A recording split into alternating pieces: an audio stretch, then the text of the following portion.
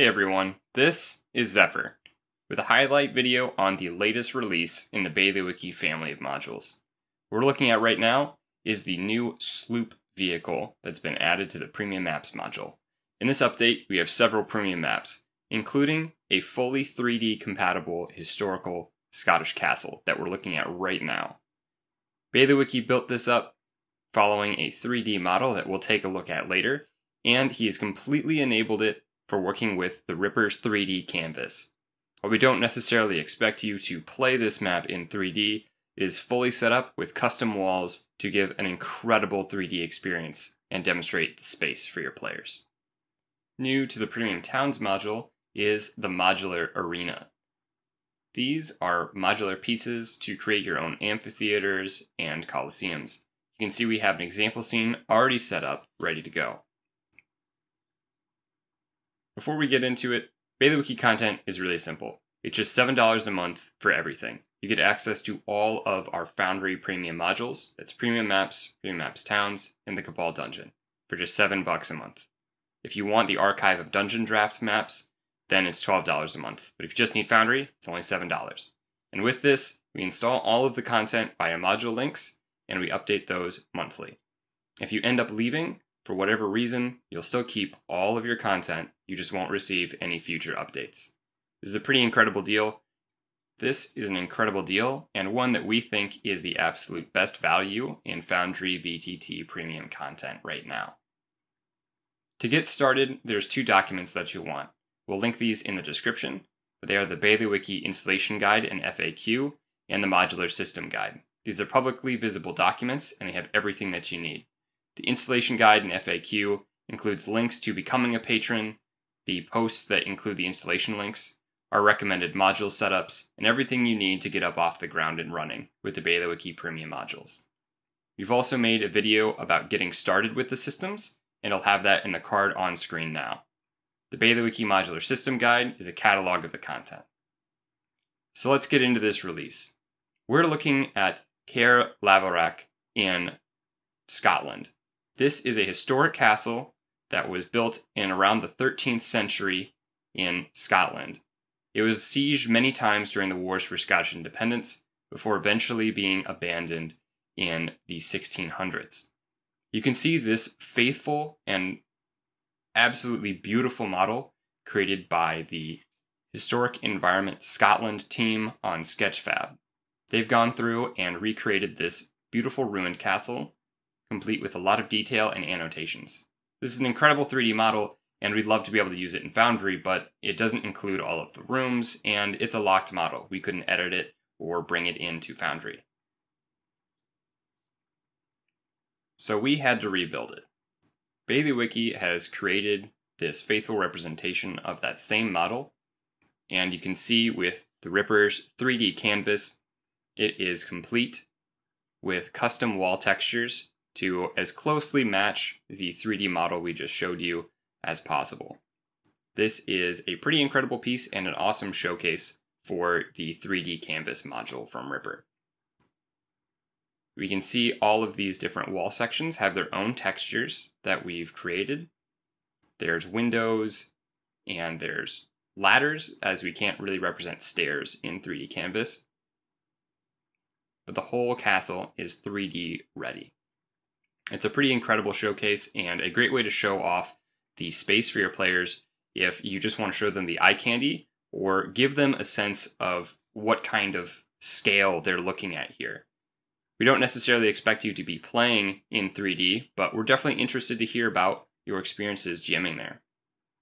When we go into the traditional top-down view, we'll see that everything is levels enabled with dynamic vision, and it is a beautiful castle. We've had to take some adjustments to make sure that things move properly in Foundry, but otherwise this is a very faithful recreation. And navigating through the castle is just a really cool experience to feel like you're walking through a little bit of history, as again, this is a historical model of a real castle that you could go visit in Scotland. There's obviously a lot of levels to this castle, and while this has been created mostly as a showcase for what is possible with levels and 3D canvas, you can use this as a great centerpiece. you could drop in a dragon here that has either landed or has been making its home in these ruins, or perhaps a local bandit lord meets here every now and then to meet up with his troops. You can customize it further with aspects from the modular town system, such as camping elements, etc., or you can use something like Molinet to bring in tiles from Tom Kartos and Forgotten Adventures to further clutter up the castle with sleeping bags or supplies, etc. This being a faithful recreation, there are parts of the castle that aren't accessible. For example, these two rooms here have no natural entrance points, but you could easily adjust these to create secret doors or passageways to other areas. You might use it to lead into a hideout that we will show off later in this video. These historical recreations are great points of inspiration for the story of your campaign and also for creating your own maps. As a part of that, we'll also be doing a series where we create this castle from the ground up. Baileywiki will walk you through creating the castle in Dungeon Draft, and then take it all the way up to putting it inside a Foundry and having it 3D canvas ready. In addition to the customization options I mentioned earlier, there's a few already included. You can swap out this moat tile by double-clicking on it and then going inside of the Baileywiki Maps Premium Maps, and in the Ruins section, you can see an image just of that model we used earlier, the different tiles that were included, and you can also see as we scroll down, there is all of these nice textures for creating the 3D walls, and we can swap into this elevation option rather than a moat. So maybe in your world, this castle sits up on a hill rather than over a moat. If you want to customize an encounter here, you can also hide this drawbridge just to make it harder to enter or exit the castle and make that a little bit more immersive. With all of these scenes, there are going to be scene notes. If you have Scene Packer, these will automatically open the first time you view it. And we've included a link that goes to the Sketchfab model if you want to explore it and read the annotations and see what really got Baileywiki so inspired to create this.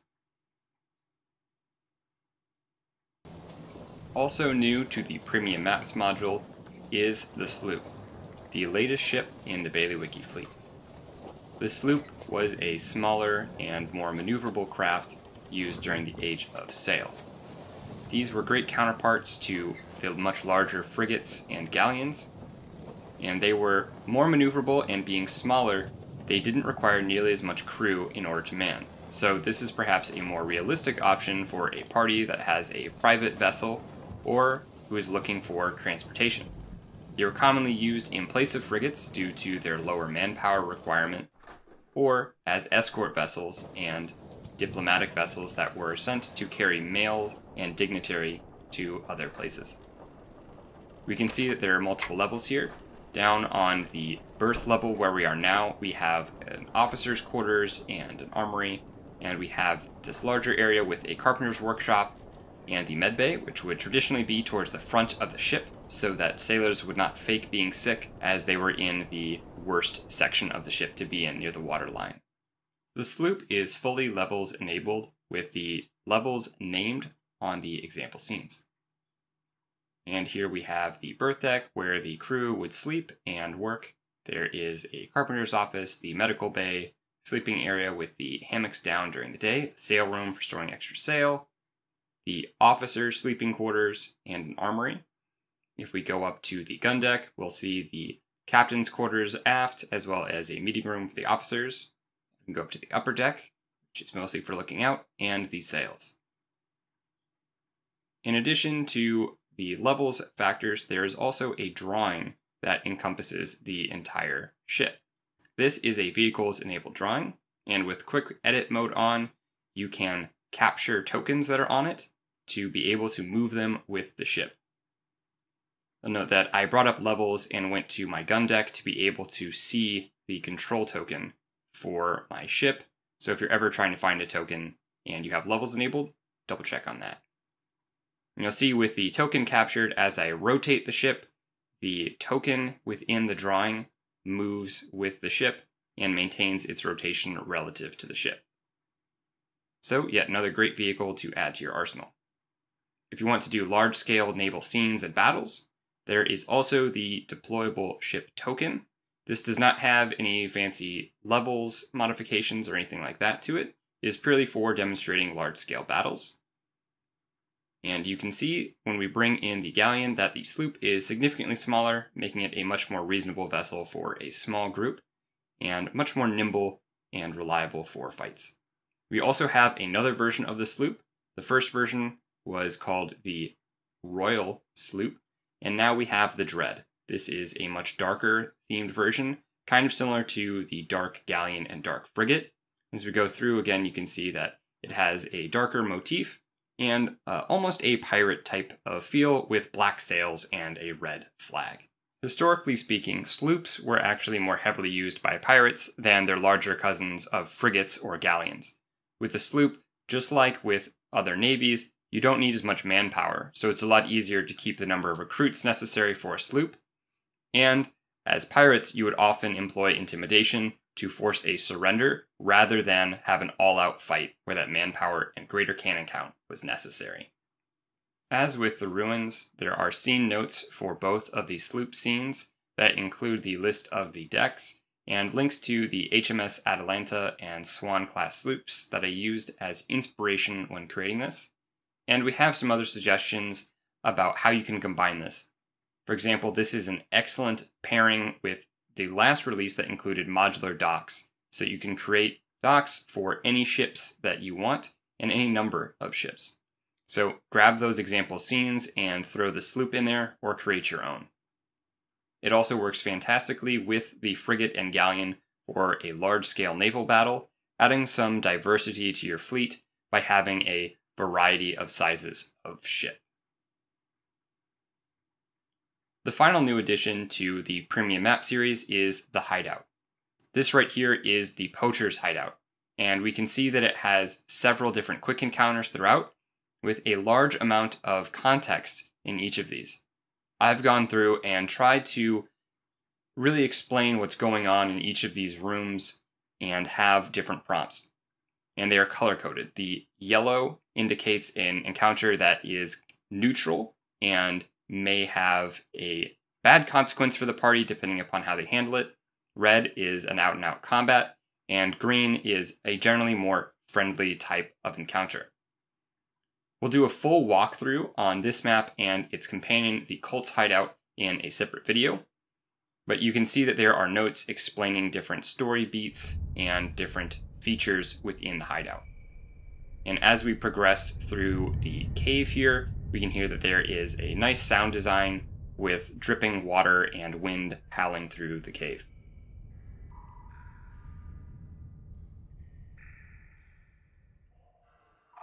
As the character makes their way through past the magical fauna and fungi that are creating this kind of glow within the cave, they will stumble across a rune door. And this is a really fun use of the Monk's Active Tile Triggers module. We have a note that will kind of give some context here. I run a one-shot using these maps, and for my party, I gave them a riddle where it was an inscription upon the door that was just blank is not the end. After a check, they determined that it was a 5-letter word, and they immediately arrived at the correct answer of death. Upon that, I disabled the rune door, and they could gain access to this crypt, where I have a ghost that is interested in protecting the area and has a bit of a tragic backstory.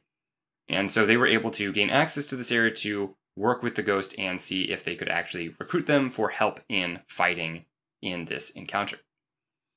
You can handle this puzzle or inquiry in any number of ways, but at any rate, when your party has given you the correct answer, you can simply click on the tile here, and it will hide the rune door, disable the light, and open the secret door, permitting access into the crypt.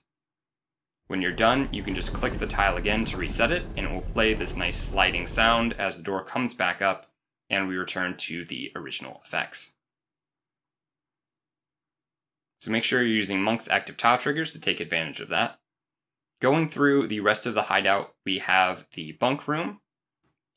And here we have another entrance point that leads into a kind of holding cell area. With the poachers, this is where they keep their dogs and where they would hold any creatures that they captured and intended to sell on the black market alive.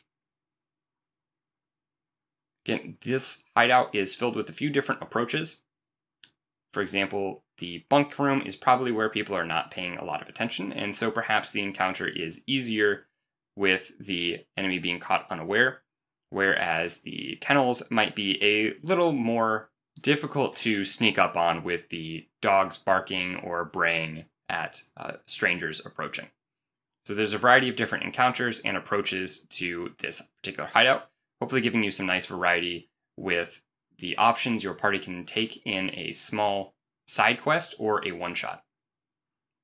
I also have, again, this friendly encounter here in the kitchen, and the final battle is meant to take place in this room in the top left corner, and it is where the leader of the poachers is confronted.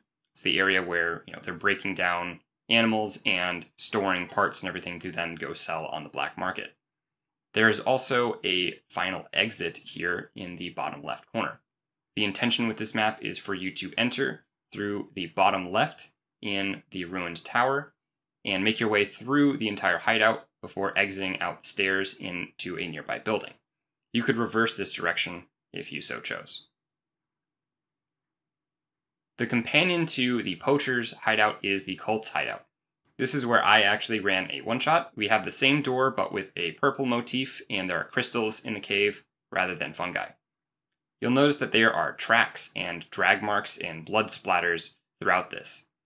There are some story beats for the one-shot that I ran my party through within these notes and within the scene notes itself.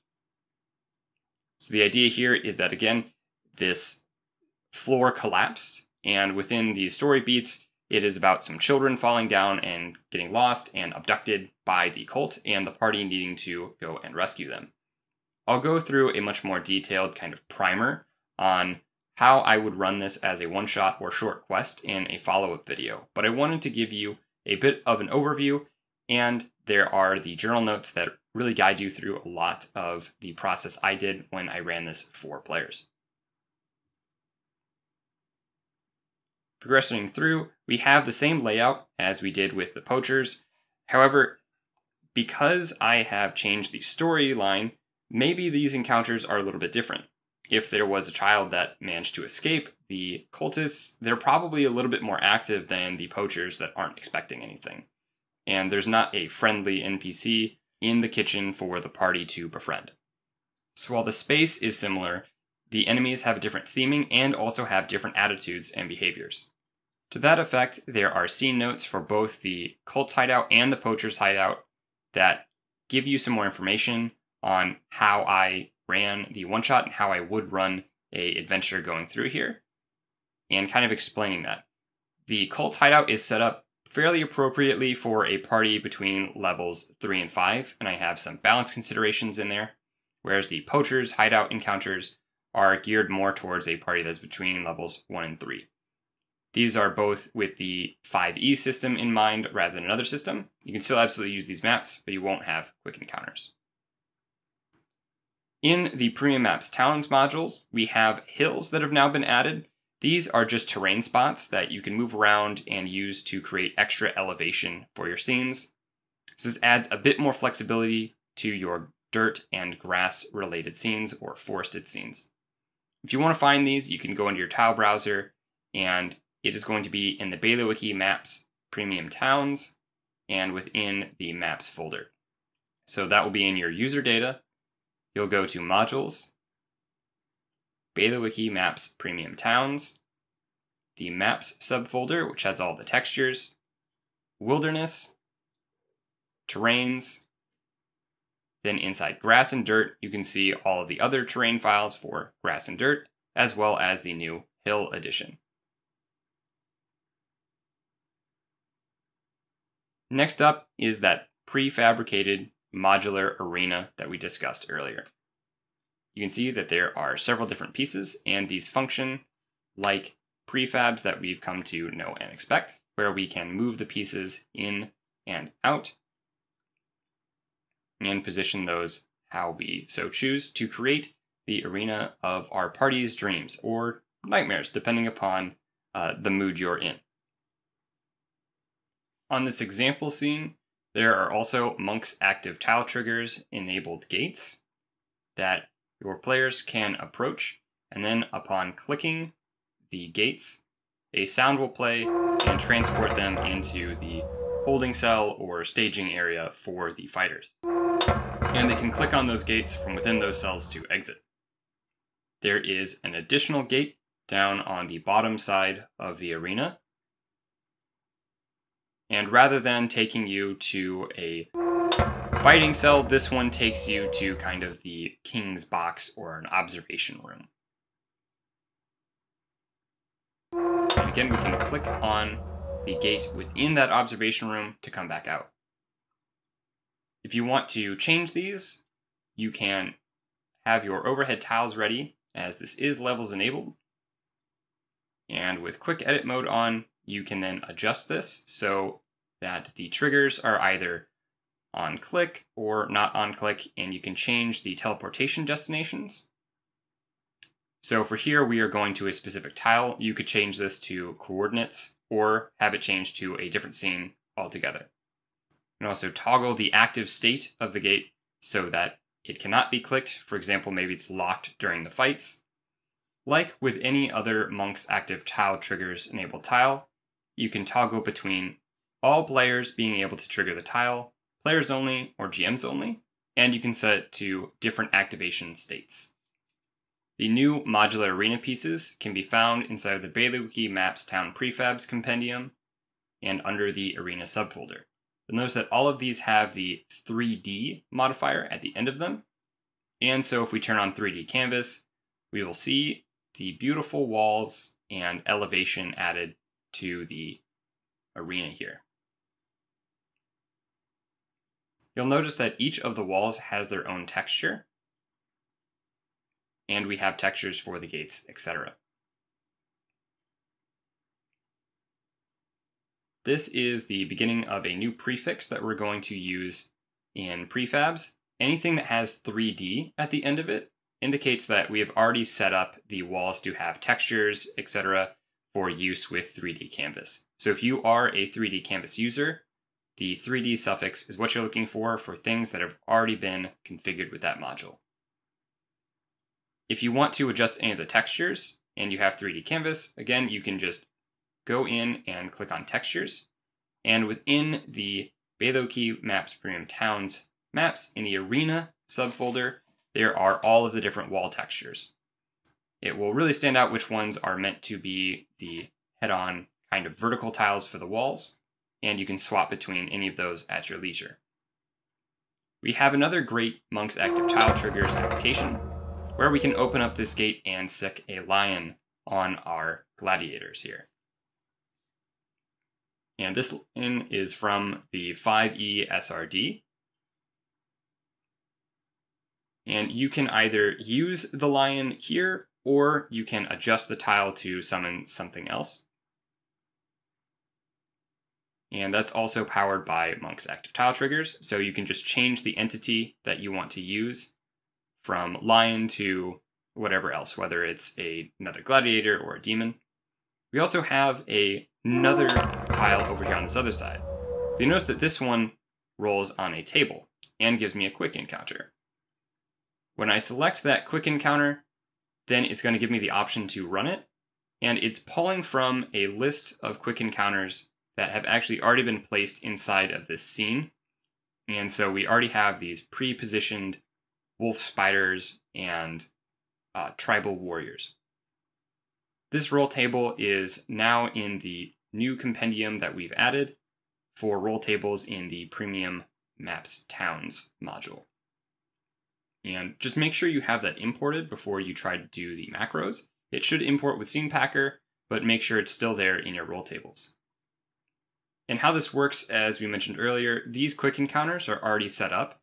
And so anytime that we are opening that journal entry, whether we're on that scene or clicking on the map note, is going to ask us if we want to run that quick encounter. So you can apply this to your own games and own setups where you can have predetermined quick encounters that you're going to randomize using a roll table. This is going to conclude our coverage on this latest release in the Baileywiki family of modules. Since a lot of these are premium maps and have a lot going on, we'll be doing follow-up videos with walkthroughs of the individual maps of the Hideout and the Sloop. Baileywiki will also be putting out videos on the creation of the Caerlaverock castle from dungeon draft all the way up to Foundry and 3D canvas ready. Let us know in the comments if you have any thoughts on how we should expand on any of these maps and tie them into the greater world. This has been Zephyr. Thanks so much for watching and enjoy the release, available now on Patreon.